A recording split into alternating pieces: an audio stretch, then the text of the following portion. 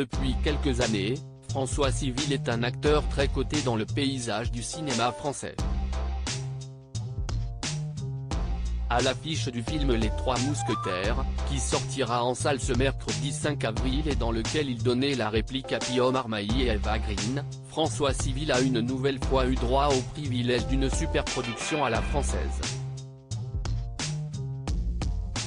Cette adaptation du célèbre roman d'Alexandre Dumas comportera 2 volets réalisés par Martin Bourboulon, en plus d'un casting à la hauteur de ses grands moyens. Mis dans la peau de D'Artagnan, François Civil incarnera donc l'un des personnages les plus emblématiques des enfants de plusieurs générations.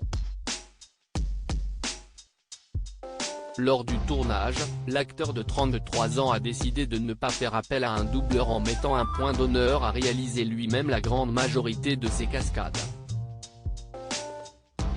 À ses risques et périls, nos confrères du journal Le Parisien ont révélé qu'il s'est cassé un pied et est resté aveugle d'un œil pendant 36 heures à cause d'un produit de maquillage mal appliqué.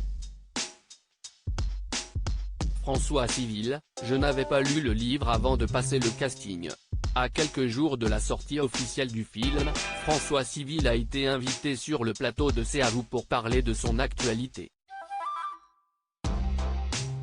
Il a commencé par raconter le casting du film Les Trois Mousquetaires, et notamment ses techniques très particulières pour s'assurer de dégoter le rôle. J'ai rencontré Dimitri Rassam, le producteur, note de la rédaction, et je savais qu'on allait parler des mousquetaires, donc je me suis taillé la moustache et je me suis fait un catogan.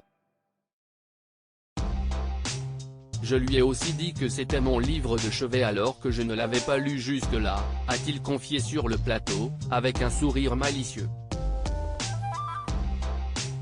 En fait, je l'avais acheté 2 jours avant en livre audio, je l'avais écouté en X2, mais ça allait tellement vite que j'avais seulement quelques bribes d'histoire, a continué François Civil, visiblement très amusé par ce petit mensonge. Quoi qu'il en soit, son bagou a payé, l'acteur incarne ce qui sera peut-être le personnage de sa vie.